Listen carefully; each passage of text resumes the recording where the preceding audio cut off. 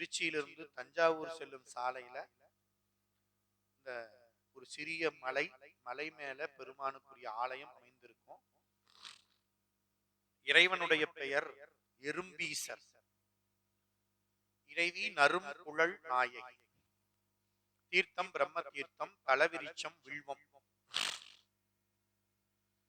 அப்பர் சுவாமிகள் திரு ஆனைக்காவில் சிலந்திக்கு அருள் செய்த பெருமானுடைய கழலை வணங்கி இரும்பியூர் மலையை தொழுது பாடியது இந்த திருப்பதிகம். தேவர்கள் எறும்பு உருவம் எடுத்து பூசித்த காரணத்தினால் எறும்பியூர் எனும் என்ற பெயர் ஏற்பட்டது. மலைமேல் உள்ள கோயில். மூலட்டானத்திலே சிவலிங்க மூர்த்தியாக இருக்கக்கூடிய பெருமான் வடபுறமாக சாய்ந்திருக்கிறார். நைமித முனிவர் பிரம்மதேவர் வழிபட்டு பேறு பெற்ற தலம். இன்னைக்கு எறும்பூர் அப்படின்னு வழங்கப்பெறுகிறது. எறும்பியூர், ஆமா, திருவெரும்பூர்னு இன்னைக்கு பெயர் பலகை இருக்கும். ஆனா இந்த தலத்துக்கு எறும்பியூர் என்றுதான் பெயர். திரு எறும்பூர்னு இன்னைக்கு வழங்கப்படுது. திருச்சிராப்பள்ளிக்கு அருகில இருக்கக்கூடிய தலம். இதுல அப்பர்சாமிகள் குறுந்தொகை அருளி செய்கிறார். பாருங்க. விரும்பி ஊரு விடேள் மடநெஞ்சமே கரும்பின் ஊரல் கண்டாய் கலந்தார்க்கு அவன் இரும்பின் ஊரல் அறாதது ஓர் வெண்தலை எறும்பியூர் மலையான் எங்கள் ஈசனே. விரும்பி ஊரு விடேல் அப்படின்னார். அப்ப ஊரு விரும்பி விடேல். மடநெஞ்சமே ஊரு விரும்பி விடேல் அப்படின்னு ஒரு எச்சரிக்கை சொல்றார் நெஞ்சுக்கு. அப்பர் சுவாமியுடைய குறுந்தொகை முழுக்க நீங்க அப்படியே நெஞ்சத்தை அப்படியே உருக்கும். இந்த நெஞ்சுக்கு நீதினே சொல்லலாம். நெஞ்சுக்கு சொன்னது நிறைய குறுந்தொகையில பாத்தீங்கன்னா அப்படியே எப்படி அந்த குறுந்தொகை அப்படி நீங்க பாட பாட நமக்கு உள்ள ஒரு தெளிவு கிடைக்கும். அந்த குறுந்தொகைக்கு, அப்பர் சுவாமியினுடைய குறுந்தொகைக்கு அவ்வளவு ஆற்றல் உண்டு. நீங்க பாருங்க, அந்த குறுந்தொகையை எடுத்து படிச்சு பாருங்க. அப்படியே ஒவ்வொரு பதிகமா இந்த பதிகத்துல சொல்றாரு, மடநெஞ்சமே ஊரு விரும்பி விடல். ஊரு கேடு, கேடுகளை விரும்பி வாழ்நாளை வீணாக்கி விடாதீர்கள் அப்படின்னு சொல்றார். கேடுகளை விரும்பி வாழ்நாளை வீணாக்கி விடாதீர்கள். கரும்பின் ஊரல் கண்டாய். யாருக்கு? கலந்தார்க்கு அவன் கரும்பின் ஊரல். உள்ளத்துல இருக்கிறான் பெருமான், அவனோடு நாம கலக்கணும். நாம வேற அவன் வேறையா இருந்துட்டே இருக்கிறோம். சாமி நீ பாட்டுக்கு உன் வேலையை பாரு, நான் பாட்டுக்கு என் வேலையை பாக்குறான். கோட்டை தாண்டி நீயும் வரக்கூடாது, நானும் வரக்கூடாது. ஒரு கோட்டை போட்டு நான் வேற அவரு வேறன்னு வாழ்ந்துட்டு இருக்கிறேன். ஆனா அப்படி இல்லை, அவன் உள்ளதான் இருக்கிறான். அப்ப அவன் என்னைக்கு உள்ள இருக்கிறான் அப்படின்னு உணர்வு நமக்கு வருகிறதோ, உணர்கிறோமோ, அப்பதான் அந்த கலத்தல், கலந்தார், அந்த கலக்கக்கூடிய நிலை வந்துருச்சுன்னா அந்த பெருமான் எப்படி இருப்பான் தெரியுங்களா? இதுக்கு முன்னவர்களும் கலப்பதற்கு முன்னவர்களும் ஒன்னும் தெரியாது. ஆனா கலந்த பிறகு அவனை நினைக்கிறப்ப எப்படி இருக்குமா? கரும்பின் ஊரல். இந்த ஊரல் அப்படின்னு சொல்றப்ப நீங்க அப்படியே நீங்க அந்த நல்ல இனிப்பு கரும்பு ஊறி வெல்லம் இருந்துச்சுன்னா எப்படி இருக்குங்க? கரும்பு சாறு கறந்தபால் கண்ணலோடு நீ கலந்தார் போல் சிறந்தடியார் சிந்தனையினர். சிவபெருமான் எப்படி இருப்பாராம்? அப்படியே கறந்த பால், அதுல கண்ணல் நெய் அப்படி சேர்ந்தா எப்படி தித்திக்கும்? அந்த மாதிரி தித்திப்பான். அதான் கரும்பு சாறு போல கலந்தவர்க்கு, மனம் ஒன்றியவர்களுக்கு, சிவபெருமான் திருவடியில் மனம் ஒன்றுபட்டவர்களுக்கு சிவபெருமான் கரும்பு சாறு போல தித்திப்பான்.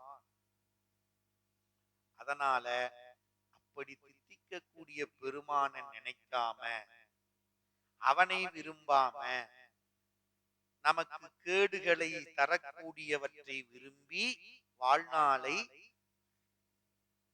மணிவாசகர் சொல்வார், கேடு என்றனக்கே சூழ்ந்தேனே, தேனை பாலை கண்ணலின் தெளிவை அமுதை தெளிந்தார்த்தம் ஊனை உருக்கும் வேதியனை அப்படிம்பார். பேர்பட்ட பெருமான் இருக்கிறான்.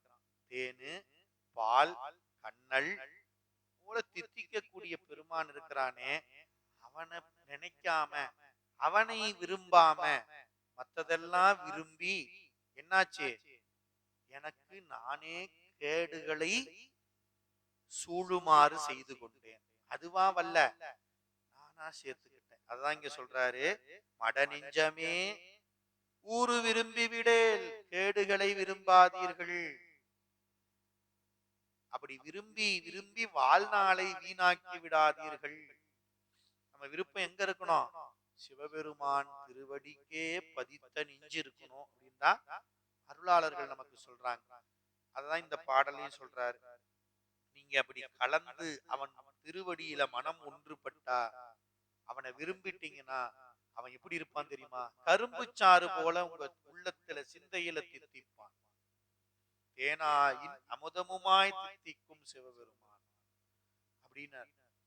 இரும்பின் ஊரல் அறாதது, அப்படியே நீங்க அவனை பிடிச்சிட்டீங்கன்னா இரும்பு போல அப்படியே நிலையாக அந்த பெருமான் நமக்கு அருள் செய்து கொண்டிருப்பான். ஓர் வெண்தலை எறும்பியூர் மலையான் எங்கள் ஈசனே. வெண்தலைன்னு சொல்லக்கூடிய இந்த தலைமாலை அணிந்திருக்கக்கூடிய எறும்பியூர் மலையான், எறும்பியூர் அப்படின்னு சொல்லக்கூடிய மலையை உடைய பெருமானாகி எங்கள் ஈசனே, கரும்பின் ஊரல். அடுத்து இரண்டாவது பாடல் சொன்னார், பிறங்கு செஞ்சடை பிஞகன் பேணு சீர் கரங்கு பூதகணம் உடை கண்ணுதல் நறுங்குழல் மடவாலோடு நாள்தோறும் எறும்பியூர் மலையான் எங்கள் ஈசனே. பிறங்கு செஞ்சடை, பிறங்குதல் விளங்குதல் அர்த்தம். விளங்குகின்ற செஞ்சடை உடைய பிஞகன், அழித்தல் கடவுள். பிஞக கோலம் எதை அழிப்பான், இந்த பிஞக கோலத்துல அவன் சடையை பார்க்கும் பொழுது அவன் அழித்தல் கடவுள் அப்படின்னு பொருள். அழித்தல்னா எதை அழிப்பான்னா, உயிர்களுக்கு இருக்கக்கூடிய குற்றமாகிய காம குரோத லோப மத ஆச்சரியமாகிய 6 வகையான பகைகளை அழிப்பவன் அப்படின்னு அர்த்தம். நீங்க பாம்பு, கங்கை, பிறை, கொன்றை, மத்தம் அப்படின்னு எல்லாத்தையும் பெருமான் வச்சிருக்கிறான். இதெல்லாம் இப்ப ஆராய்ச்சி பண்ணி பார்த்தீங்கன்னா ஒண்ணுக்கும் ஆகாது. பாம்புக்கும் நிலவுக்கும் ஆகாது, நிலவுக்கும் நீருக்கும் ஆகாது. ஆனா அங்க சடைக்கு போய் சேர்ந்த உடனே என்ன ஆயிடுச்சு, எல்லாம் பகை தீர்த்து உடன் வைத்த பாம்பும் நதியும் புனலும் தம்மில் பகை தீர்த்து உடன் வைத்த பண்பா போற்றி அப்படின்னு அப்பர் சாமி பாடுறார். அதான் இங்க பிறங்கு செஞ்சடை பிஞகன் அப்படின்னா, இந்த பாம்பு, புனல், கங்கை, இது அரவு, இதுக்கெல்லாம் இருக்க பகையெல்லாம் தீர்த்து எல்லாத்தையும் உடனே சடையில வச்சிருக்கக்கூடிய தலைக்கோலம் உடையவன் தான் பிஞகன். அந்த பிஞக கோலமுடைய செஞ்சடை விளங்குகின்ற பெருமான். பேணு சீர் கரங்கு பூதகணம், பேணுதல்னா விரும்புதல், பூதகணங்கள் எல்லாம் விரும்பி சுழன்று ஆடக்கூடிய கணங்களை உடைய கண்ணுதல் பெருமான், நெற்றியிலே கண்ணுடைய பெருமான். அந்த பெருமான் எறும்பியூர் மலையில் நறுங்குழல் மடவாளோடு நாள்தோறும் எழுந்தருளி இருக்கக்கூடிய பெருமான் எறும்பியூர் மலையான் எங்கள் ஈசனே. நறுங்குழல்னா மனம், நறுமணம்னு ஒரு பொருள், தூய அப்படின்னு ஒரு பொருள். நறுங்குழலை உடைய உமையம்மையோடு நாள்தோறும் எறும்பியூர் மலையான் எங்கள் ஈசனே. நாள்தோறும் உயிர்களுக்கு அருள் செய்யும் பொருட்டாக நறுங்குழல் நாயகியோடு எறும்பியூர் மலை மேல் எழுந்தருளியிருக்கின்றான் எங்கள் ஈசன். நீங்க பாட்டு பாண்டீங்கன்னா எங்கள் ஈசன், எங்கள் ஈசன் நான் சொன்னா எங்களுக்கு ஈசங்க, நீங்களும் சொன்னீங்கன்னா எங்கள் ஈசன். எம்பெருமான் எந்தை ஈசன் எம்பெருமான் ஏறமர் கடவுள் என்று ஏத்தி சிந்தை செய்பவர்க்கு அல்லால் சென்று கை கூடுவது அன்றால்னு நெல்வாயில் அறத்துறையில ஞானசம்பந்தர் பாடுறார். அந்த பெருமானை நினைக்கிறப்ப என்ன நினைக்கணும்? என்னுடைய பெருமான். என்னங்க இங்க அப்பர் சாமி எங்கள் ஈசன் எங்கள் ஈசன் எல்லா பாட்டுலயும் சொல்றாரு, நம்ம ஈசன்னு சொல்லியிருக்கலாம்ல நம்மளையும் சேர்த்துக்கிட்டு அப்படின்னா அது எங்கள்ங்கிறது அது உரிமை. நீங்க ஞானசம்பந்தர் சீர்காழிப்பதிக்கு அப்பர் சாமி போடுற, அப்பர் சாமியினுடைய இடத்துக்கு ஞானசம்பந்தர் வரும்பொழுது சொல்றாரு உன் பெருமானை பாடும் அப்படிங்கிறாருன்னா அப்ப இவருக்கு பெருமான் இல்லையா? அர்த்தம் இல்ல, இவரை விட அவருக்கு உரிமை. உங்க ஊர்ல உங்க சாமிக்கு உங்களுக்கும் உரிமை அதிகம். நான் வந்தேன்னா எங்க ஊர்ல எங்க சாமிக்கு சொக்கநாதர்கிட்ட போய் ஏன் சாமின்னு சொல்லலாம். இங்க வந்தா அந்த சாமி தாங்க. இருந்தாலும் இங்க இருக்கக்கூடிய பெருமான் உரிமை உடையவர்கள் நீங்க. அது மாதிரி இந்த நாம் எப்படி நினைக்கிறோம், ஒவ்வொருத்தரும் அந்த பெருமானை என்னுடைய பெருமான், என் பெருமான், எம்பெருமான், என்னுடைய பெருமான்னு நினைக்கணும். அதனாலதான் பதியம் முழுக்க சொல்ற எங்கள் ஈசன் எங்கள் ஈசனே எறும்பியூர் மலையான், எங்கள் ஈசனே கண்ணுதல் கடவுள், எங்கள் ஈசனே பிஞகம் செஞ்சடை உடையவன். மூன்றாவது பாடல் சொல்றார் வானவர் மருந்து வானவர் தானவர்க்கு இன்சுவை புரிந்த புன்சடை புண்ணியன் கண்ணுதல் பொருந்து பூன்முளை மங்கை நல்லாலொடும் எறும்பியூர் மலையான் எங்கள் ஈசனே வானவர்க்கு மருந்து, எங்கள் ஈசனே தானவர்க்கு இன்சுவை புரிந்தவன். ஈசன் தான் வானவர்களுக்கு மருந்து, அருமருந்து. பார்க்கடலை கடைஞ்சாங்க, விஷம் வந்துச்சு, எல்லாம் ஓடினாங்க. பெருமான் அந்த விஷத்தை எடுத்து உண்டு அமுதமாக தேக்கினார். பிறகு கடலிலிருந்து வந்த அமுதத்தை தேவர்களுக்கு கொடுத்தார். மருந்து ஈசனே அருமருந்து வானவர்களுக்கு. தானவர்னா அசுரர்கள், அசுரவர்களுக்கு தேவர்களுக்கும் போக போக்கியங்களை அருளுபவன் எங்கள் ஈசனே. இங்க போய் அவர்கிட்ட நின்னா அந்த வரத்தை பெறலாம், இவரு வணங்கினா இந்த வரத்தை பெற்று விடலாம், இவருக்கு ஒரு யாகம் செஞ்சா இதை அடைந்து விடலாம், அவருக்கு ஒரு யாகம் செஞ்சா இதை பெற்று விடலாம்னு இன்னைக்கு உலகியல்ல மயங்கி அங்கங்க நின்றுட்டு கிடக்குறோம். ஆனா நீங்க யார கடவுள்னு நினைக்கிறீங்களோ அவங்களுக்கெல்லாம் போக போக்கியம், அதாவது அவங்களுக்கு உரிய இன்பங்களையும் இன்பத்துக்குரியவற்றையும் சிவபெருமான் தான் கொடுத்திருக்கிறான் அப்படிங்கிறத மறந்துட்டோம். அவரு போய் கும்பிட்டா அவரு கொடுப்பாருங்க. அவருக்கு கொடுத்தவர் யாரு? அவருக்கு கொடுத்தவர் யாருன்னா சிவபெருமான் தாங்க அவருக்கே கொடுத்திருக்கிறாரு. அவருக்கு கொடுத்தவர்கிட்டயே நாம போய் நிக்கலாமே, அவர்கிட்ட வாங்கி நமக்கு அவர் என்ன தர வேண்டி இருக்குது? நாம அவருக்கு கொடுத்தவர்கிட்டயே போய் நின்னா வேலை முடிஞ்சு போச்சே. அப்போ தானவர் வானவர்க்கு இனிமையான போகங்களை இன்பங்களை எல்லாம் அருளக்கூடியவன் இன்சுவை புரிந்த புன்சடை புண்ணியன், மெல்லிய முறுக்குண்ட சடையை உடைய புண்ணியத்தின் வடிவமான நெத்திக்கண்ணை உடைய பொருந்து பூன்முளை, பூன் பொருந்து முளை மங்கை. அந்த பூன் அப்படிங்கிற சொல்ல எடுத்து பொருந்து அப்படிங்கிற வார்த்தைக்கு முன்னால போட்டு நம்ம பொருள் செய்வதற்காக பூன் பொருந்து முளை. பூன்னா அணிகலன், அணிகலனை பூண்டிருக்கக்கூடிய இந்த மார்பை உடைய மங்கையான உமை அம்மை ஆகிய பெண்ணில் நல்லாளொடும் பெருந்தகைனார் ஞானசந்தாங்கி சொன்னாரு. மங்கை நல்லாளொடும் எறும்பியூர் மலையில் எழுந்தருளிருக்கக்கூடிய எங்கள் ஈசனே தேவர்களுக்கும் அசுரர்களுக்கும் இன்பங்களையும் இன்பத்துக்குரிய பொருள்களையும் தந்திருப்பவன். நிறங்கொள் கண்டத்து நின்மலன் எம்இறை மரங்கொள் வேள்கண்ணி வாழ்முதல் பாகமாய் அறம் புரிந்து அருள் செய்த எம் அங்கணன் எறும்பியூர் மலையான் எங்கள் ஈசனே அறம் புரிந்து அருள் செய்த எம் அங்கணன்.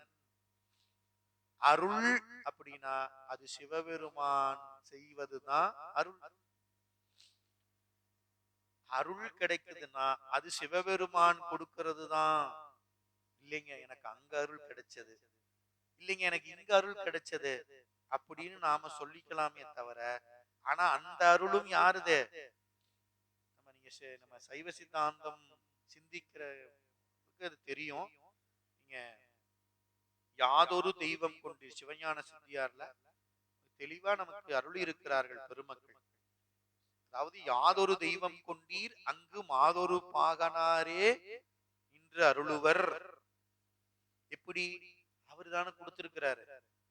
நாம ஒரு உதாரணத்துக்கு போய் நின்று எனக்கு இந்த வரம் வேணும்னு ஒரு கடவுள்கிட்ட வாங்குறோம் அப்படின்னா அங்க அவர் அருள் செய்கிறார். நான் என்ன சொன்னேன், எனக்கு அந்த கடவுள் அருள் செய்தது அப்படின்னம்னா அந்த கடவுளுக்கு அருள் செய்வதற்குரிய ஆற்றலையும் அந்த அந்த பதத்தையும் அதெல்லாம் கொடுத்தது யாரு அப்படின்னா சிவபெருமான் தான். சிவபெருமானை நினைச்சுத்தான் பிரம்மா படைத்தல் தொழிலை செய்கிறார். ஆரம்பத்திலே ஒரு பதிகம் பார்த்தோம். புவம் வழி புனல் கனல் மருவிய சிவனது சிவபுரம் நினைபவர். அதுல சொல்லும் பொழுது பதுமனன் மலரடு நினைவோடும்பர். இந்த பதும மலர்ல இருக்கக்கூடிய பிரம்மா நினைவோடு படைப்பு தொழிலை செய்கிறான். யார நினைச்சு? சிவபெருமான் நினைவோடு தான் செய்கிறார். திருமால் சிவபெருமான் நினைவோடு தான் செய்கிறார். அப்ப அவனை நினைச்சு செய்யறதெல்லாம் அவன் செய்வது. கண்ணப்பர் புராணம் சொல்றப்ப இறைவனே வந்து சொல்றாரு, அவனுடைய செயல் எல்லாம் அவனுடைய அன்பு, அவன் செய்யறதெல்லாம் அவன் செய்யறது இல்ல அப்படிம்பார். அப்போ அவனை நினைச்சு பெருமானை நினைச்சு செய்வதெல்லாம் யாருடையது? அவன் செயல். அது நமக்கு தெளிவாகிறதுல நாம என்ன நினைச்சுக்கிறோம், எனக்கு அந்த கடவுள் அருள் செய்தது, இந்த கடவுள்கிட்ட அருள் பெற்றேன், அப்படி இப்படி நிக்கிறோம். ஆனா அதெல்லாம் யார் அருள்? அருள் அப்படின்னா அது சிவபெருமான் கொடுக்கிறது தான், வேற யாரும். அதனால அறம் புரிந்து அருள் செய்த எம் அங்கணன் எறும்பியூர் மலையான் சொல்றாரு. நீலம் நிறம், நிறம்னா நீல நிறம் கொள் கண்டத்து நின்மலன் குற்றமற்றவன் எம்முடைய இறைவன் திருநீலகண்டம் உடையவன். நீங்க நினைச்சுக்காதீங்க அவர் கண்டம் கருத்து போச்சேன்னு. அவர் குற்றமற்றவர். அவர்கிட்ட உள்ள போன விஷம் அமுதமாயிடுச்சு. அதனால அவர் குற்றமற்றவர். மரம் கொள் வேள்கண்ணி வீரச் செயலை உடைய வேள். அது போன்ற அருமையான அந்த வாழ் நுதல், வாழ் போன்ற நெற்றியையும் வேள் போன்ற கண்ணையும் உடைய உமையம்மையை பாகமாக கொண்டு, எதுக்கு? அறம் புரிவதற்காக. அறத்தை விரும்பி அருள் செய்கிறான் சிவபெருமான். அம்மையப்பராக, சிவகாம சுந்தரி உடனுரை நடராஜ பெருமானாக, உமையம்மையுடனாகிய கைலாயநாதராக, மீனாட்சி உடனமர் சொக்கநாதராக. இப்படிதான். அது என்ன அர்த்தம்? அறத்தை விரும்பி இருப்பவன், அறத்தை விரும்பி அருள் செய்வோம். எங்கெல்லாம் அறம் செய்யப்படுகிறதோ அங்கெல்லாம் சிவபெருமான் விரும்பி எழுந்தருளுவான். அறம் புரிந்து அருள் செய்த எம் அங்கணன், அகன்ற அந்த உயிர்கள் மீது கருணை செய்வதற்காக கருணை கண்ணோட்டம் உடையவன். எப்பொழுதும் அவன் பார்வை கருணையாதான் இருக்கும். சிவபெருமானுடைய கண் பார்வை எப்படி இருக்குங்க? எப்பொழுதும் அவனுடைய நோக்கம் கருணையோடு இருக்கக்கூடிய அருள் நோக்கமாத்தான் இருக்கும். யார பார்த்தாலும் எந்த உயிருக்கும் சிவபெருமான் கருணை நோக்கத்தை தான் செலுத்துவாரே தவிர வேற எதுவும் கிடையாது. கருணை தான் அவனுடைய. அங்கணன் எறும்பியூர் மலையான் எங்கள் ஈசனே எம் அங்கணன் அறம் புரிந்தவன் அருள் செய்தவன் உமையம்மை பாகமாக கொண்ட குற்றமற்ற நீலகண்டத்தை உடையவன் அப்படின்னார். நறும்பொன் நாள்மலர் கொன்றையும் நாகமும் துரும்பு செஞ்சடை தூமதி வைத்து வானுறும் பொன் மால்வரை பேதையோடு ஊர்தோறும் எறும்பியூர் மலையான் எங்கள் ஈசனே. நறும்பொன் அப்படின்னா நரும் பொன் நாள் மலர் கொன்றை. கொன்றைக்கு என்ன சொல்றார்? சிவபெருமான் முடியில அணிந்திருக்கிறாரே அந்த கொன்றை, அந்த கொன்றைக்கு எத்தனை அடை சொல்கிறார் பாருங்க. அடை. நரும் கொன்றை, பொன் கொன்றை, நான்மலர் கொன்றை, 3 சொல்றார். நரும் கொன்றை அப்படின்னா தூய கொன்றை. பொன் கொன்றை அதனுடைய நிறம் பொன் போன்ற நிறமுடைய கொன்றை, தூய கொன்றை, நாள் மலர் கொன்றை. நாள் மலர் அந்த நாள்ல மலர்ந்த கொன்றை. புத்தம் புதிய பூ அப்படின்னு அர்த்தம். புத்தம் புதிய பூன்னு அர்த்தம். அப்படிப்பட்ட கொன்றையையும், அடுத்தது நாகம். நாகம் அப்படின்னா ஞாழல் என்று சொல்லக்கூடிய அந்த மரம், அந்த பூ ஞாழல், துரும்பு இவற்றையெல்லாம் பொருந்தி நெருக்கமாக பொருந்திய செஞ்சடையில், கொன்றையும் ஞாழலும் நெருங்கி பொருந்தி இருக்கக்கூடிய செஞ்சடையில் தூய்மையான தூமதியை வைத்து, மதியை வைத்து வானுறும் பொன்மாழ்வரை பேதையோடும் ஆகாயத்தை அளாவக்கூடிய உயர்ந்த பொன்மயமான பெரிய மலை, அந்த மலைக்குரியவன் மலையான், மலையரசன். அவனுடைய மகள் மலையரையன் பொற்பாவை வாழ்நுதலால் பெற்று, மலையரசனுடைய பொற்பாவையான மலைமகளை இடப்பாகத்தே வைத்து ஊர்தோறும் வீற்றிருக்கின்றான். எறும்பியூர்ல மட்டும் இருக்கிறான்னு நினைச்சுக்காதீங்க. இந்த எறும்பியூர் மலையில் இருக்கிற எங்கள் ஈசன் தான் உங்க ஊர்லயும் இருக்கிறான். உங்க ஊர்ல இருக்கிறான். ஊர்தோறும் உமையம்மையை பாகமாக கொண்டு செஞ்சடை மேல் கொன்றையும் ஞாழலும் பொருந்தி வைத்து தூ மதியையும் வைத்து உமையம்மையோடு ஊர்தோறும் எழுந்தருளி இருப்பவன் எறும்பியூர் மலையுடைய எங்கள் ஈசனே. கரும்பி ஊர்வன 5 உல காயத்தில், காயத்தில் கரும்பி ஊர்வன 5 உல, திரம்பி ஊர்வன மற்றும் பல உல, குறும்பி ஊர்வது ஓர் கூட்டகத்து இட்டு என்னை எறும்பியூர் அரண் செய்த இயற்கையே. இந்த பாட்டு அருமையான பாடல். காயத்தில் கரும்பி ஊர்வன, திரம்பி ஊர்வன 2 உண்டு. கரும்பி ஊர்வன 5, திரம்பி ஊர்வன கணக்கே இல்ல, பல உல. என்னங்க கரும்பி ஊர்வன அப்படின்னா சிறிது சிறிதாக தின்று அப்படின்னு பொருள். கரும்பி கொஞ்சம் கொஞ்சமா கொஞ்சம் கொஞ்சமா அரிக்கிறது. நம்ம உடம்புல நம்மை கொஞ்சம் கொஞ்சமாக தின்று அழிப்பதற்கு 5 இருக்குது. அதுதான் ஐம்பொறி. நம் அறிவை நாம் எதுக்கு இங்க வந்தோமோ அந்த நோக்கத்துல பெருமானை நினைவதற்கு, அவனை அடைவதற்கு உரிய வழிகளில் செல்லாம நாம மயங்கி நிற்கிறோமே, அதுக்கு நம்ம உடம்புக்குள்ளேயே 5 இருக்குது. சிறிது சிறிதாக தின்று ஊர்ந்து கொண்டிருக்கக்கூடிய ஐம்பொறிகள் நம் உடலில் உள்ளன. அடுத்து திரம்பி ஊர்வன மற்றும் பல உல. திரம்பி பிறழ்ந்துன்னு அர்த்தம்.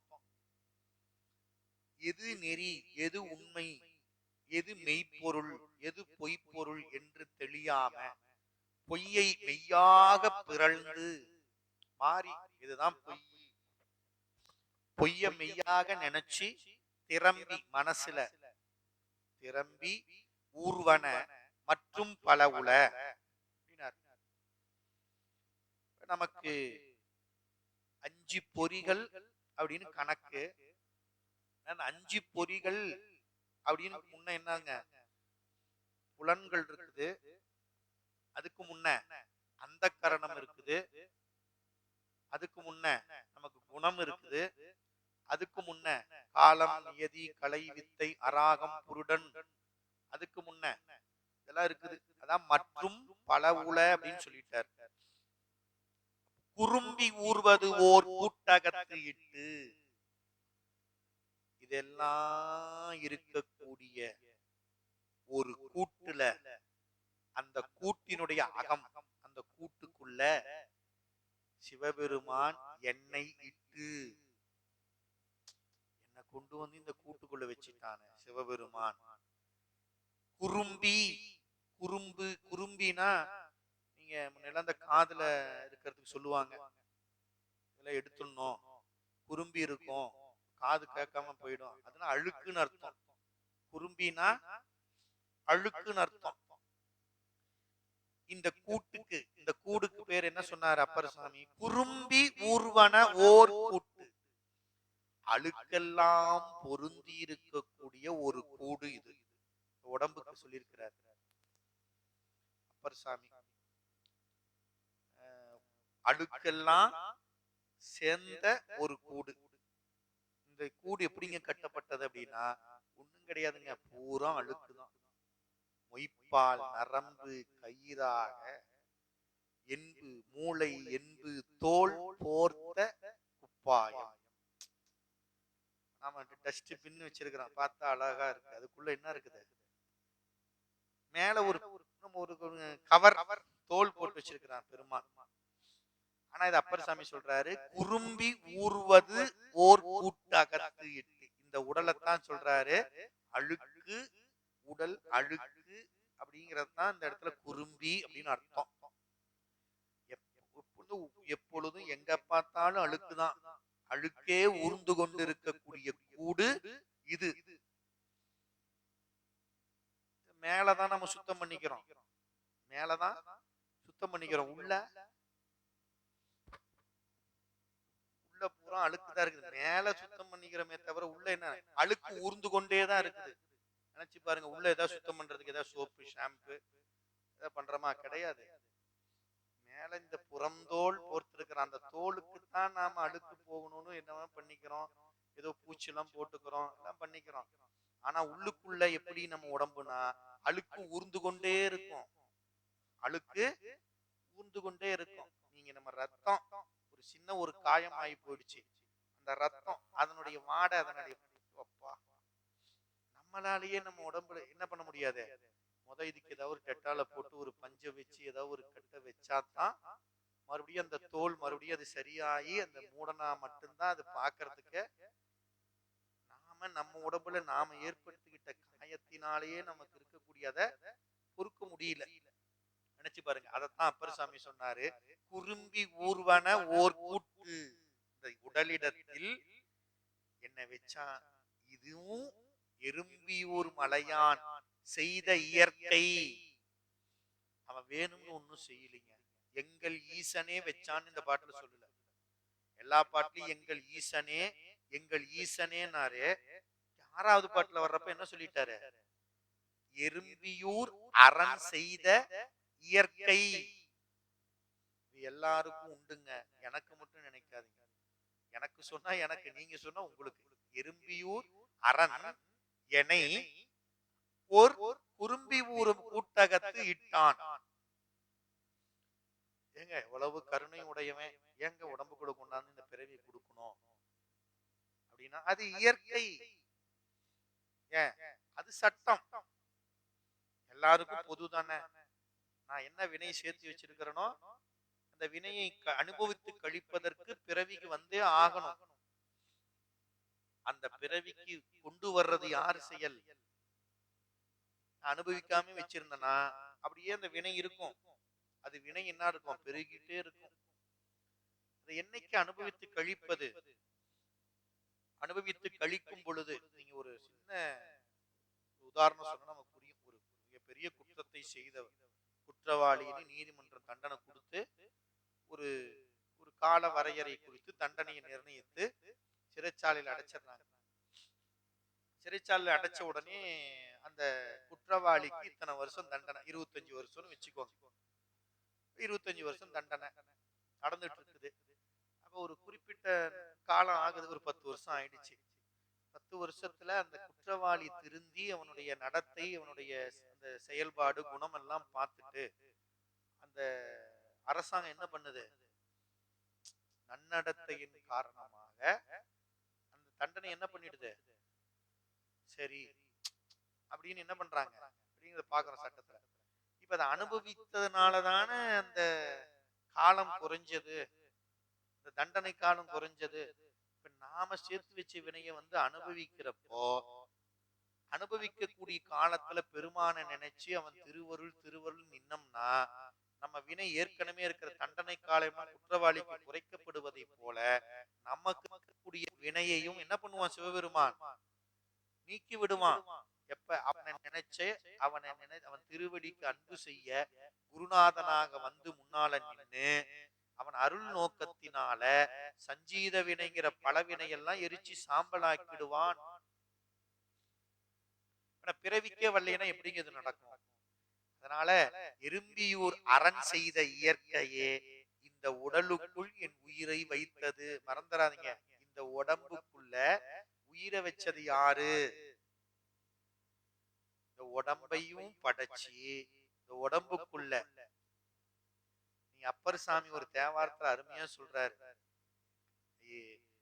எலும்பு இறைச்சி மேய்ந்து கை இருக்கால் நாற்றி, அதுல அருமையா சொல்லுவாரு, மால் கொடுத்து ஆவி வைத்தார் மாமரை காடனாரே. எல்லாத்தையும் கொடுத்துட்டு மயக்கம் மால் கொடுத்து அப்புறம் என்ன பண்ணாரு? ஆவி வைத்தார் உடம்புக்குள்ள. நீங்க நினைச்சு பாருங்க, எப்படிங்க இந்த உடம்பு எப்படி வளர்ந்தது, இந்த உடம்புக்குள்ள உயிர் எப்படி வந்தது அப்படின்னு கொஞ்சம் கற்பனை பண்ணி வீட்டுல போய் உட்கார்ந்து யோசிச்சு பார்த்தீங்கன்னா, இது சிவபெருமான் அன்றி வேற யாரும் செய்ய முடியாது. யாரு செய்ய முடியும்? யார் பெறுவார்? இந்த உடம்பு கிடைச்சதுக்கு ஐயோ சாமி இத்தனை கருணை இந்த உடம்புக்காக செஞ்சிருக்கீங்களா? இந்த உடம்பு பார்த்தா அழுக்கு, அழுக்கு மெய்கொடு உன் திருவடி அடைந்தேன். நம்பி ஆரூர் பாடுறார், அழுக்கு மெய்கொடு உன் திருவடி அடைந்தேன். இந்த உடம்பு என்னது?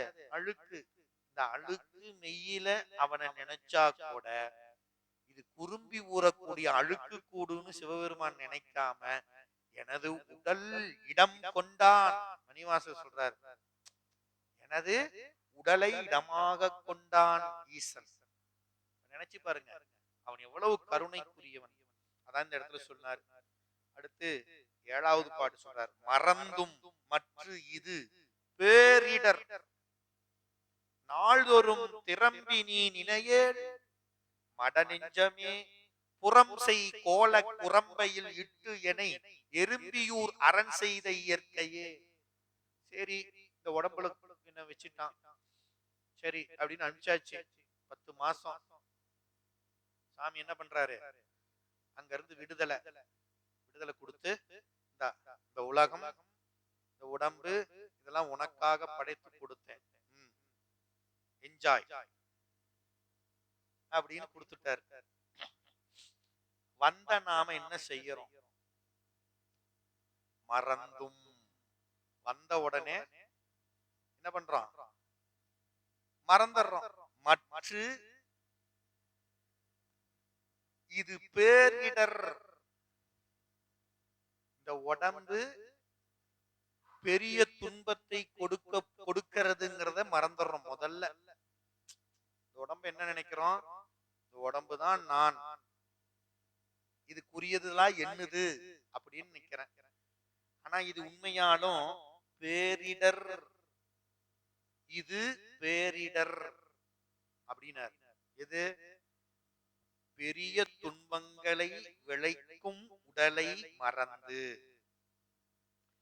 இந்த உடலுக்குரிய உணர்வில் மயங்கி உயிருக்குரிய உணர்விலிருந்து திரம்பி அதுல இருந்து பிறழ்ந்து இந்த உடம்பு கொடுத்ததும் இந்த உலகத்தை சிவபெருமான் கொடுத்ததும் உயிர் உணர்வுக்காகவே ஒழிய உடல் உணர்விற்காக அல்ல. அப்படி நினைக்கிறேன்னா இல்ல. டீ வந்துருச்சு, டீயை குடிச்சிடலாம். இறைவன் செய்த கருணையோடு வந்த நாம் நம் உடல் உணர்வை பெரிதாக எண்ணி மயங்கி நிற்கிறோம். அதான் இந்த பாட்டுல மட நெஞ்சமே திரம்பி நீ நினையேல் அப்படிங்கிறார். நெஞ்சே கொஞ்ச நாச்சும் யோசிப்பார். இந்த உடம்பு எதுக்கு கொடுக்கப்பட்டது? இந்த உலகம் எதுக்கு கொடுக்கப்பட்டது? தனு கரண புவன போகங்களை இறைவன் படைத்து கொடுத்தது என்ன சொல்லி அனுப்பினா உனக்கு? நீ போற்றி பக்தோடைங்கிற நூல்ல நமக்கு விரிவா ஆசிரியர் விரிவா அதுல சொல்றார். இறைவன் தாயின் வயிற்றில் இருக்கும் பொழுதே எல்லாம் நமக்கு சொல்றாரு. போன பிறவியில நீ இந்த மாதிரி பண்ணனா இத்தனை பிறவியில எடுத்த, நானும் ஒவ்வொரு பிறவியும் ஒன்றை சொல்லி விடுறேன், நீ கேட்க மாட்டேங்கிற.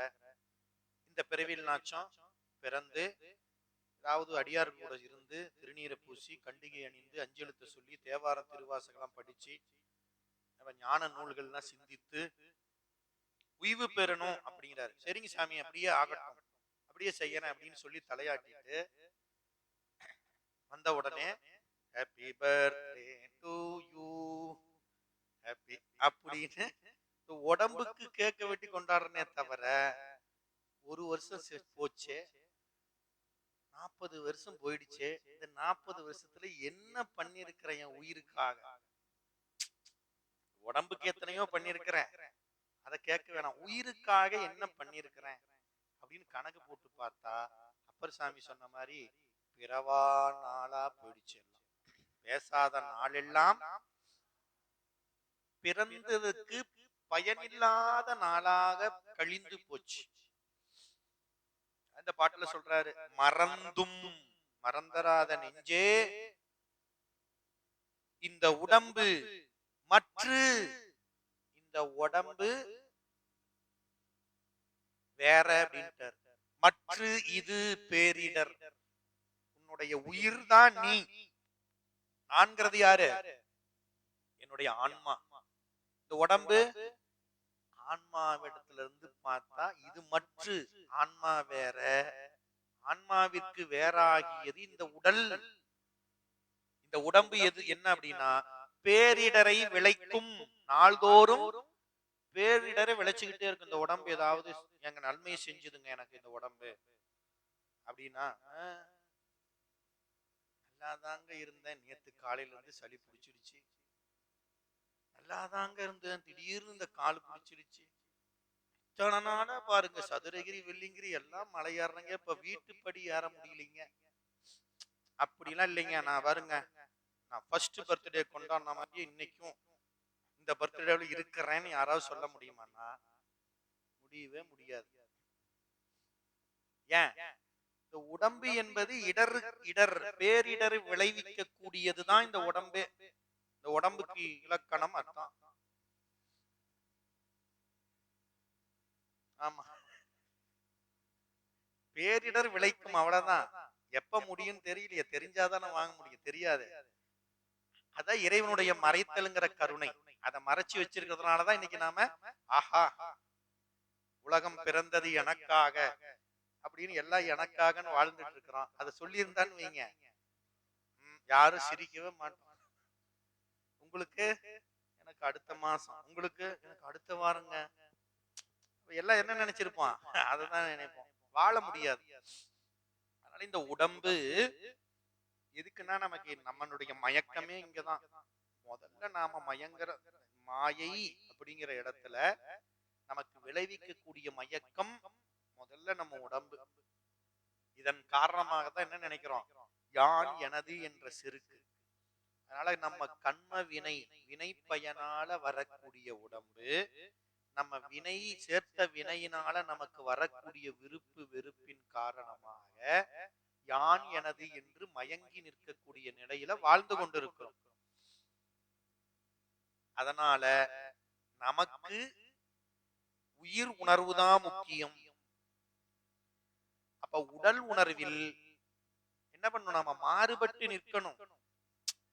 இது பெருமானுடைய கருணை, அவனை நினைக்கிறதுக்கு தான் இது. பரவாயில்ல, அது பாட்டுக்கு வலிச்சா வலிச்சுட்டு போதுங்க, சளி பிடிச்சா அது பாட்டுக்கு பிடிச்சிட்டு போதுங்க, நம்ம வேலையை நாம பார்ப்போம், அது ஒரு பக்கம் இருக்கட்டும். அப்ப நம்ம அந்த உடல் உணர்வுல மாறுபட்டு நீங்க நிக்கணும். ஐயோ எனக்கு சளி பிடிச்சிருச்சுங்க, எனக்கு காய்ச்சல் வந்துருச்சுங்க, எனக்கு பிரஷர் வந்துருச்சுங்க, எனக்கு சுகர் வந்துருச்சுங்க, போச்சுங்க, நான் அங்க போக முடியாது, இங்க போக முடியாது, அனுஷ்டானம் பண்ண முடியாது, பூஜை பண்ண முடியாது, அது வரும். அது பாட்டுக்கு இருந்துட்டு போதுங்க. அதோட இடத்துல அது இருக்குது. உடம்பே பேரிடர் விளைவிக்கும்.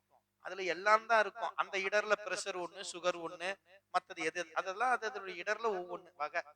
நமக்கு அதெல்லாம் இருக்கக்கூடாது. நமக்கு உயிர் உணர்வு தான். நான் பெருமானுக்கு பூ வைக்கணும், அவனுக்கு ஒரு சொம்பு தண்ணி ஊத்தணும், ஒரு மலர் இட்டு போற்றி சொல்லணும், ஒரு தேவாரம் பாடணும், பாடிட்டே இருக்க வேண்டியதுதான். அந்த அந்த இடத்துல உடல் உணர்வுல இருந்து நீங்க திரும்பி நின்னீங்கன்னா மத்ததெல்லாம் சிவபெருமான் பாத்துக்கிறாரு. அவ்வளவுதான். நாம அங்க திரும்புறது இல்லையே. பரவாயில்ல, நீ கொஞ்சம் ரொம்ப டயர்டா இருக்குது, அடுத்த மாசம் போய்க்கலாம் அப்படின்னு நாம திரும்பி நிக்கிறோம். உயிர் உணர்வுல இருந்து திரும்பி உடல் உணர்வுலயே நிக்கிறோம். அப்பர் சாமி என்ன சொல்றாரு? உடல் உணர்வுல இருந்து திரும்பி உயிர் உணர்வுல நில்லு மட நெஞ்சமே, புறம் செய் கோல குரம்பையில் என இட்டு. இப்ப சொன்னாரு குறும்பி ஊர்வன ஒரு கூடுன்னு போன பாட்டுல சொன்னவரு இந்த பாட்டுல சொல்றாரு புறம் செய் கோல குரம்பை. அப்படியே பார்த்தா எவ்வளவு அழகு. புறம், புறத்துல கோலம்னா அழகு, வெளியில பாக்குறதுக்கு அழகிய உடலாகிய வீடு. வீடு கட்டுறப்ப பாத்தீங்கன்னா தெரியாது, அதெல்லாம் வேலையை முடிச்சு புதுமனை புகழான்னு நம்மளை கூப்பிடுறப்ப போய் பார்த்தோம்னா தான் தக்கரா இருக்குங்க, வீடு சூப்பரா இருக்குங்க. அதுக்கு முன்ன என்ன இங்க இது கிடக்குது அது கிடக்குது, இங்க பூசுல இங்க டைல்ஸ் ஒட்டல இங்க அப்படிம்போம். வீடு முழுமையா கட்டி அங்க பூச்செல்லாம் எல்லாம் பூசி பாருங்க, டைல்ஸ் எல்லாம் ஒட்டி பெயிண்டிங் எல்லாம் பண்ணி பார்த்தா எப்படி இருக்கும், சூப்பரா இருக்குங்க வீடு. அது போலதான் இதுவும். உள்ள பூரா கம்பி, சிமெண்ட், மணல், செங்கல் மாதிரி உள்ள நமக்கு நரம்பு, எலும்பு, தசை, அது இது எல்லாத்தையும் வச்சிருக்கிறாரு. நமக்கு வீட்டுல இருக்கிற சமையல் கட்டு, பெட்ரூம், பாத்ரூம்ங்கிற மாதிரி நமக்கு உள்ள அங்கங்க மண்டலம் இருக்குது. நரம்பு மண்டலம், ஜீரண மண்டலம், கழிவு மண்டலம், அந்த மண்டலம், இந்த மண்டலம் எல்லாம் சாமி அப்படியே அந்தந்த வாஸ்து பிரகாரம். ஆமா, எங்கெங்க எது எது இருக்கணுமோ அங்கங்க வச்சு இந்த வீட்டை கட்டியிருக்கிறான் பெருமான். நாம இந்த வாஸ்தலம் பாக்குறது இல்ல. ஆமா, இந்த அழகிய இந்த உடல் அப்படிங்கிற வீட்டை கூடுனா வீடு எல்லாத்தையும் செஞ்சுட்டு கடைசியா என்ன பண்ணிட்டான், அழகா பூச்சி வேலை செஞ்சு டைல்ஸ் எல்லாம் ஒட்டி ஒரு பேரு வச்சு கொடுத்தாச்சு. பேரை சூட்டு விழாலாம் முடிஞ்சு வந்தாச்சு. இதெல்லாம் செய்தது யாரு? நாம நினைச்சுக்கிறோம் எல்லாம் செய்தது எறும்பியூர் அரண் செய்த இயற்கை. புறந்தோல் போர்த்து எங்கும் புழு அழுக்கு மூடினானே, யார் செஞ்சது? நான் கொஞ்சம் தோல் கீழே விழுந்து கிழிஞ்சு போச்சு, நான் ஏதாவது கொஞ்சம் நாம எடுத்து ஒட்டிக்க முடியுமா? மறுபடியும் அது இதை சரி பண்ணணும்னா தெரியாம இருக்கிற தொடையில இருந்து அங்க இருந்து சதையெல்லாம் கிழிச்சு மேல கொஞ்சம் எல்லாம் சரி பண்ணிக்கணும். முகம் நல்லா இருக்கணும்னா கீழே இது கீழே எல்லாம் பேண்ட் போட்டுக்கிறேங்க, இது தெரியவா போகுது, இங்க கொஞ்சம் அசிங்கமா இருந்தாலும் இருந்துட்டு போகுது, டாக்டர் கொஞ்சம் இந்த சதையெல்லாம் கிழிச்சு எனக்கு கொஞ்சம் இங்க பிளாஸ்டிக் சர்ஜரி பண்ணி விடுங்க, நான் முகத்தான் பார்க்கணும் அப்படின்னு நினைக்கிறோமா இல்லையா? இந்த சிவபெருமான் தாயின் வயிற்றுல இருக்கிறப்ப நினைச்சான், ஐயோ இப்படி போனா விகாரமா இருக்குமே, அதனால கோல குரம்பை அழகான ஒரு உடம்பை இறைவன் கொடுத்தான். அது இயற்கை, அதுவும் இயற்கை தான். எனக்கு ஏங்க இப்படி கொடுத்துட்டான் அந்த உடம்ப? அவங்கெல்லாம் நல்லா கலரா இருக்கிறாங்க, நான் மட்டும் இப்படி இருக்கிறேன்னு. அது நீ செய்தது. நான் என்ன சேர்த்து வச்சனோ அது மாதிரிதான் என் நிறம், நான் எந்த ஊரு, எனக்கு யார் தாய் தந்தை, நான் என்ன வந்து எப்படி இருக்கணும், தங்க தொட்டில போடணுமா இல்ல கீழே கிடக்கணுமா அப்படிங்கிறது எது நான் ஏற்கனவே செஞ்சு வச்சது. அதுக்கு ஏற்ப பிறந்த உடனே தங்க தொட்டிலா, ஜிஹெச்சா, பிரைவேட் ஹாஸ்பிட்டலா இல்ல அப்படின்னு எல்லாம் எங்க முடிவு பண்ணுதே, நான் சேர்த்து வச்ச வினை. அதனால இயற்கை எனக்கு இந்த உடம்பு கிடைச்சது, ஆக எனக்கு மட்டும் ஏங்க இப்படி படைச்சிட்டாரு சாமி, அவங்கள பாருங்க இவங்கள பாருங்க அப்படின்னா நான் செஞ்சது எனக்கு கொடுத்திருக்கிறார். என்ன நானே சேர்த்து வச்சனோ அதுக்கு உண்டான பயனை நுகர்வதற்காக அந்த வினை கண்ம மலத்தினுடைய அடிப்படையில எனக்கு என்னுடைய ஆன்மாவை இந்த உடலை கொடுத்து உடுங்கிற வீட்டுக்குள்ள ஆன்மாவை வச்சு பெருமான் என்ன இந்த உலகத்துல அனுப்பி வச்சிருக்கிறாரு. அக்ரிமெண்ட் போட்டாச்சு. From to. இந்த வீடு யாருது? சிவபெருமானுடைய வீடு. நான் யாரு? வாடகைக்கு இருக்கிறாள். எத்தனை நாள்? ஃப்ரம் டேட் தெரியும், டூ டேட் தெரியாது. நிரந்தரமா சாமி கொடுத்திருக்கிறார். நீங்க பெரிய பெரிய நிறுவனங்கள்லாம் வாடகைக்கு இருக்கும் பொழுது ஒப்பந்தம் எப்படி போடுவாங்கன்னா 99 வருஷம் 90 வருஷம் இப்படி நிரந்தரமா போடுவாங்க. எதுக்கு? திரும்ப திரும்பலாம் அந்த எடுத்துட்டு போக முடியாது அப்படிங்கிற மாதிரி சிவபெருமான் நமக்கு என்ன பண்ணிட்டாரு, அந்த டூ டேட்ல நான் பாத்துக்கிறேன், நீ நீ பாட்டுக்கு இரு, நிபந்தனை இல்லாம நீ பாட்டுக்கு இரு, இந்த வீட்டுல குடியிரு அப்படின்னு உயிருக்கு வாடகைக்கு இருக்கிறார் இந்த உடம்ப. நான் என்ன நினைச்சுக்கிறேன், இது என் சொந்த வீடுன்னு நினைச்சுக்கிறேன். அப்புறமேட்டு தான் என்ன நினைக்க, ஐயோ இந்த வீடு விட்டுட்டு போறமேன்னு வருந்துறோம். வாடகை வீடுங்க, என்னைக்கு இருந்தாலும் வீட்டுக்காரர் வேற, வீட்டை கட்டினவர் ஒருத்தர், நான் வாடகை குடிக்கிறாள். வேலை முடிஞ்சு போச்சுன்னா கிளம்பி காலி பண்ணணும்னா காலி பண்ணிட்டு போயிட்டே இருக்கிறது வருத்தப்படுவோமே. நாங்க வாடகை குடி இருந்துட்டு போறப்ப யார வருத்தப்படுவோம்? கிளம்பி போறப்ப சரி இது அடுத்த வீடு பார்த்துட்டு போலாம், அவ்வளவுதான். அது போலதான் இந்த உயிருக்கு கொடுக்கப்பட்டது கோலக்குரம்பை. குறும்பி ஊர்வதோர் கூடாகி இந்த உடம்பு இறைவனால் நம்முடைய உயிர் உணர்வில் இருந்து அவனை உணர்ந்து பக்குவம் பெற்று அவனை அடைவதற்காக உயிர் வசிப்பதற்கு கொடுக்கப்பட்ட வீடுதான் இந்த உடம்பு. வீடு நாள் ஆக ஆக ஆக நீங்க முன்னையெல்லாம் அந்த மரம் வீடு ஓட்டு வீடு எல்லாம் கரையான் அரிக்கும், அந்த மரம் போகும் இந்த மரம் போகும், அதை மாத்தணும் இதை மாத்தணும், ஓடு ஒழுகும், அப்புறம் அதை எடுத்துட்டு மாத்தணும், அப்புறம் இந்த பக்கம் ஒழுகும், அதுக்கு போய் மாத்தணும், தார்பாயை போடணும், கீழே பேர்ந்து போகும், அதுக்கு செய்யணும், எல்லாம் பண்ணிக்கிட்டே தான் இருக்கணும். அது மாதிரிதான் இந்த உடம்பும் நாள் ஆக ஆக ஆக தேஞ்சுக்கிட்டே இருக்கும், ஏதோ ஒண்ணு ஆயிட்டு தான் இருக்கும்.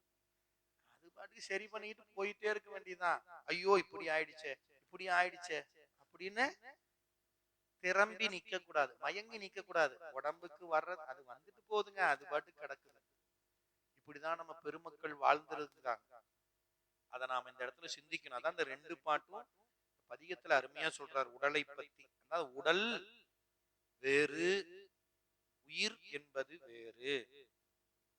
அந்த உயிர் பக்குவம் பெற்று மும்மலங்களை எல்லாம் விடுத்து மெய்ப்பொருளாகிய சிவத்தை அடைவதற்காக வாழ்வை பெருமான் கொடுத்திருக்கிறான்.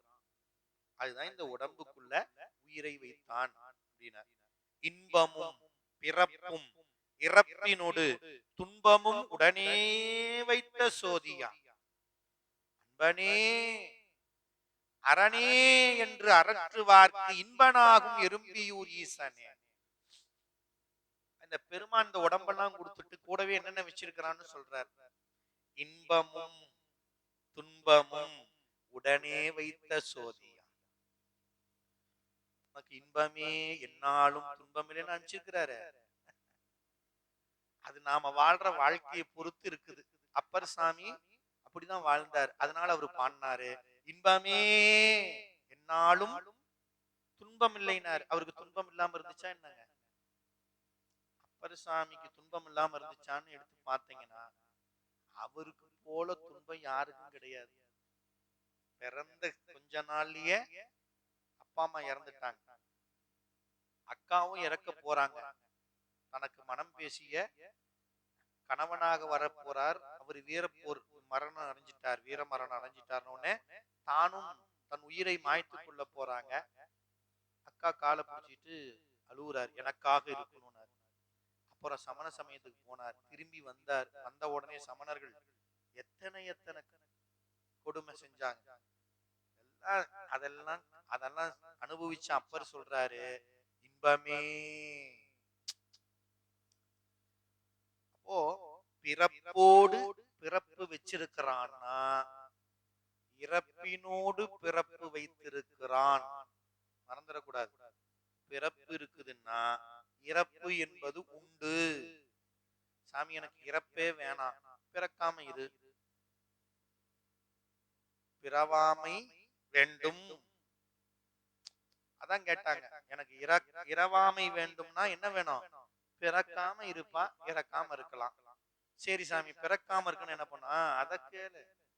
இறக்காம இருக்கிறதுக்கு வழியில பிறக்காம இருந்தா இறக்காம. அப்ப பிறப்பினோடு இறப்பும் உடனே வைத்தான். அந்த பிறப்புல இன்பமும் துன்பமும் ஒரு சேர வைத்த சோதியா. ஓ, இன்பம் துன்பம் என்ற இரண்டும் வந்துகிட்டே இருக்கு நமக்கு. எதுக்கு இந்த பிறப்புல இன்பமும் வருது துன்பமும் வருது? சேர்த்த பாவமும் இருக்குது புண்ணியமும் இருக்குது, அதனால இன்பமும் வருது துன்பமும் வருது. அப்படி வரக்கூடியதை நான் சேர்த்து வச்சது எனக்கு வருது. இதை பக்குவம் அறிந்து ஊட்டக்கூடியவன் சிவபெருமான் என்று இன்பத்தையும் துன்பத்தையும் ஒரு சேர எண்ணினால், அப்படி எண்ணணும், நினைக்கணும். இன்பம் வந்தாலும் சரி துன்பம் வந்தாலும் சரி என்னுடைய வினைப்பயன், அவ்வளவுதான் அப்படின்னு நினைக்கும். இது எப்பங்க வரும் அப்படின்னா, ஈசனுக்கு அன்பு செலுத்தினா மட்டும்தான் அந்த எண்ணம் வரும், இல்லைன்னா வராது. துன்பம் அப்படின்னு வந்துச்சுன்னா, என்னங்க இவ்வளோ பண்ணி இவ்வளோ செஞ்சு இப்படிக்கு வந்துருச்சுங்க. இன்பம் வந்துருச்சுன்னா, என்னாலதாங்க, நான் தாங்க, அப்படிங்க இப்படிங்க அப்படின்னு ஒரு பக்கம் மயக்கம். துன்பம் வந்துச்சுன்னா அது ஒரு மயக்கம், அப்படியே சோழ்ந்து. இதெல்லாம் இல்லாம துன்பமும் இன்பத்திலையும் ஒரு சேர எண்ணும் பொருட்டு நாம அந்த நிலையில் நிற்கணும்னா அதுக்கு சிவபெருமான் தான் அருள் செய்ய வேண்டும். சோதியான், ஒளி வடிவானவன். யாருக்கு அது அப்படின்னா, அன்பனே அரணே என்று அரற்றுவார்க்கு இன்பன் ஆகும். அன்பனே அரணே, அன்பனே அரணேன்னு பலகாலும் அரற்றுதல். அரற்றுதல்னா என்ன பொருள்னா, சொல்லிட்டே இருக்கிறது. நற்றவா உனை நான் மறக்கினும். நீங்க ஒரு வழக்கம் நம்ம வச்சுக்கிட்டோம்னா, ஏதோ ஒண்ணு சொன்னோம் அப்படின்னா சொல்லுவாங்க வீட்டுல, இப்படிலாம் சொல்லக்கூடாது. ஏன் அப்படின்னா அதே பழக்கம் தான் கடைசி வரலும் வரும். ஏதோ ஒண்ணு, வழுக்கி வீழினும் நின் திருப்பெயர் அல்லால் மற்ற நான் அறியேன். வலிக்கு விழுந்தாலும் சிவசிவா அவ சொல்லிட்டே இருந்தா தானே வலிக்கு விட்டு விழுறப்ப சிவசிவான்னு வரும். பலகாலும் சொல்லிட்டே இருந்தா தான் தடிக்கு விழுறப்பையும் சிவசிவான்னு வாயில வரும், இல்லைன்னா வராது. நீங்க அன்பனே அரணே என்று அரற்றுதல்னா சொல்லிட்டே இருக்கிறது. பலகாலும் இந்த பெருமானை அன்பனே அரணே என்று அரற்றிக் கொண்டே இருப்பவர்களுக்கு இன்பன் ஆகும் எறும்பியூர் ஈசன். பலகாலும் சிந்திக்க கூடியவர்கள், அவன் நாமத்தை சொல்லக்கூடியவர்களுக்கு சிவபெருமான் எப்படி இருப்பான்? இன்பன். என்ன துன்பம் வந்தாலும் அவனை நினைச்சு என்ன பண்ணலாம்? அது ஒரு பக்கம் நடக்குதுங்க, பெருமானை நினைச்சு பார்த்தா அடாடா என்ன பாருங்க கருணை அப்படின்னு நம்ம சிந்தை பெருமான் திருவடியில் இருக்குமானால், துன்பம் வந்தாலும் இன்பம் வந்தாலும் ஒரு சேர எண்ணக்கூடிய நிலை நமக்கு வாய்க்கும். அதுக்கு என்ன பண்ணணும்? பலகாலம் அவனை சொல்லிட்டே இருக்கணும். அன்பனே அரணே அப்படின்னு சொல்லிட்டே இருக்கணும். அததான் இந்த பாடல சொன்னார்.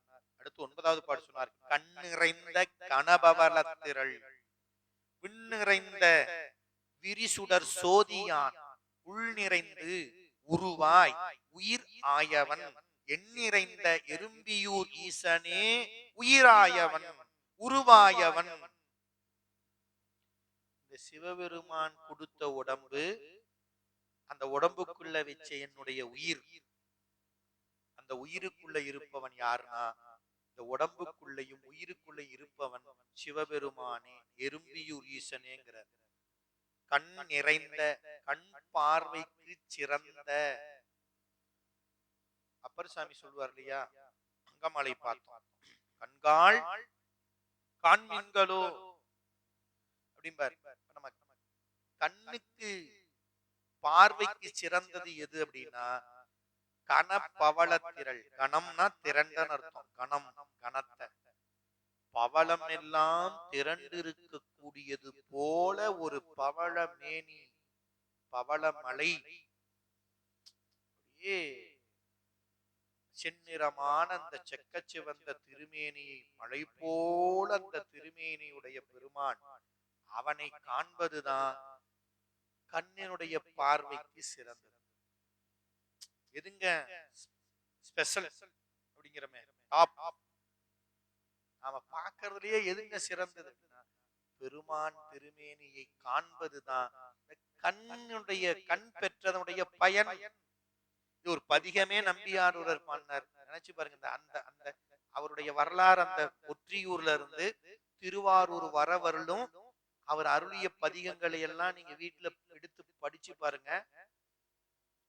கண்ணின் இல்லாத இருக்கக்கூடிய அந்த அந்த அப்படியே அந்த வேதனை சொல்ற, முகத்தில் கண்ணிழந்து எங்கனம் வாழ்வேன்.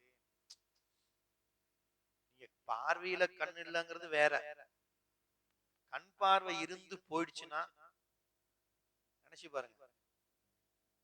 ஆனா அதையும் பெற்றார்ல. நீங்க அந்த பகுதியை பார்க்கிறப்பதான் தெரியும் இந்த கண்ணினுடைய பயன், கண் பெற்றதுடைய. அப்புறம் தான் சொன்னாரு, காலகாலனை கம்பன் இம்மானை காண அடியேன் கண் பெற்றவாறே, கள்ள கம்பனை எங்கள் பிரானை காண அடியேன் கண் பெற்றவாறே. இந்த கண் எதுக்கு கொடுத்தாரு சாமி? அவனை பார்ப்பதற்கு. அதுதான் அழுந்தார். சாமி, உன்னை எப்படி நான் திருவாரூர்ல வந்து பார்க்கணும்னு தான் நினைச்சேன், வேறதான் நினைச்சேனா? என் கண் பார்வை எடுத்து விட்டேன் அப்படி கேட்கிறார். அப்போ கண் நிறைந்த கண் பார்வைக்கு சிறந்தது பெருமானுடைய அருள் திருக்கோலத்தை காண்பதே. எப்பேற்பட்டவன்? விண்ணிறைந்த விரிசுடர் சோதியான். அந்த சோதி என்பது ஒரு விளக்கினுடைய ஒளி போல நினைச்சுக்காதீங்க. இந்த வானத்தில் எல்லாம் நிறைந்திருக்கக்கூடிய சுடர், எல்லா புவனங்களுக்கும் ஒளி வீசக்கூடிய ஞான சூரியனாக இருப்பவன் சிவபெருமான். விண்ணிறைந்ததோர் வெவ்வழலின் உரு அப்படிம்பார் பதிகத்துல. இங்க சொல்றாரு விண்ணிறைந்த விரிசுடர் சோதியான். அப்பேற்பட்ட ஞான சூரியனாக எல்லா புவனங்களுக்கும் ஒளியை தரக்கூடிய அந்த சிவபெருமானே உள் நிறைந்து, அந்த பெருமான் எல்லா புவனத்துக்கும் மேலாக இருந்து ஒளியை வழங்கக்கூடிய சுடர் சோதியாக இருக்கக்கூடிய அப்பேற்பட்ட சோதி பொருளாகிய அந்த பெருமான் என் உள்ளத்துக்குள்ளேயும் என் மனத்தில் நிறைந்தான். என் மனசுக்குள்ள நிறைந்தான். நிறைந்து என்னாச்சு? உருவாய் உயிராயவன் என்னுடைய வடிவமாய் என்னுடைய உயிராயிருக்கிறான். மனசுக்குள்ள இருக்கிறது உணர்ந்தா மட்டும்தான் இந்த உடல் இடம் கொண்டாய் யான் இதற்கிலன்வோர் கைமாறுன்னு சொல்ல முடியும். மணிவாசகர் சொன்ன மாதிரி, எந்தையே ஈசா என் உடலிடம் கொண்டாய். சாமி, என் உடம்புக்குள்ள வந்து உட்கார்ந்து இருக்கிறியா? நான் என்ன கைமாறு உனக்கு செய்ய போறேன்? இதுக்கு தெரியல. அப்போ என் உருவாய் உடம்பு, உயிராய் என்னுடைய வடிவமாகவும் என்னுடைய உயிர் அறிவுக்குள் அறிவாகவும் என் எண்ணத்திலும் நிறைந்திருக்கிறான் எறும்பியூர் ஈசனே. ஏன் அன்பனே அரணே என்று பலகாலும் அரற்றினால் எல்லா உலகங்களுக்கும் ஞான சூரியனாக ஒளிமயமாக விளங்கக்கூடிய அந்த பெரும் சுடர் சோதியான பரம்பொருள் பலகாலும் அரற்றக்கூடிய அன்பர்கள் சிந்தனையில் வந்து நிறைந்து விடுவான். இப்ப உள்ள வந்து நிறைஞ்சானா ஆணவங்கிற அறியாம இருள்லாம் காணாம அடங்கி போயிடும். அப்புறம் இந்த உடம்பு சிவபெருமானதுங்க, இந்த உயிர் அவன் இருக்கிறதுங்க அப்படின்னு ஆயிடும். உருவாய் உயிரானவன், உருவாய் அருவாய் உளதாய் இளதாய் மறுவாய் மலராய் மணியாய் ஒளியாய் கருவாய் உயிராய் கதியாய் விதியாய் உருவாய் வருவாய். அருணகிரிநாதர் சொல்றார், இங்க உருவமும் உயிருமானவன் எறும்பியூர் ஈசன். எண்ணத்துல நிறையணும், மனதுல நிறையணும். அப்புறம்தான் இந்த உடம்பும் உயிரும் அவன் இருக்கிற இடம்ங்கிற உணர்வு வரும். மனதுல நிறைன்னா என்னங்க பண்ணணும் அப்படின்னா, நமக்கு வாக்குங்கிற சொல், வாயால அவனை பாடிக்கொண்டே இருக்கணும், உடலினால் அவனுக்கு தொண்டு செஞ்சுக்கிட்டே இருக்கணும். இருக்கிறப்ப நமக்கு சரியை கிரியை என்ற நிலையில் நாம் பக்குவம் பெறும் பொழுது மனதில் அவனை நினைக்கக்கூடிய யோக நிலை நமக்கு வாய்க்கும். அப்பதான் அவன் மனதிலும் எண்ணத்திலும் நிறைவான். அப்படி நிறைந்தவன் எறும்பியூர் ஈசன் அப்பர் சாமி சொல்றார். நிறைவா 10வது பாடல். நிறம்கொள் மால்வரை ஊன்றி எடுத்தலும் நறுங்குழல் மடபால் நடுக்கு எய்திட மரம்கொள் வாளரக்கன் வழி வாட்டினான் எறும்பியூர் மலை எம்இறை காண்மினே. நிறம் அப்படிங்கிறது இந்த பாடல்ல வலிமை என்று பொருள். நிறம் கொள், நிறம்னா வண்ணம் இல்ல, வலிமை கொண்ட ராவணன் மால்வரை பெரிய மலையாகிய கைலாய மலையை தன்னுடைய கையினால் ஊன்றி பெயர்த்து எடுத்தான். அப்படி எடுக்கும் பொழுது நறுங்குழல் மடவால் நடுக்கு எய்திட உமையம்மை நடுங்கினான். உடனே சிவபெருமான் என்ன பண்ணாரு? மரம் கொள் வாளரக்கன், வலிமை உடைய வாள் அரக்கனுடைய செருக்கை நீக்குவதற்காக அவன் எதையெல்லாம் வலிமைன்னு நினைச்சானோ அதெல்லாம் வலிமை இல்லை என்று உணர வைத்தான். எனக்கு 10 தலைன்னா தலை பூரா நசுங்குச்சு, 20 தோல்னா தோல் பூரா முறிஞ்சு போச்சு.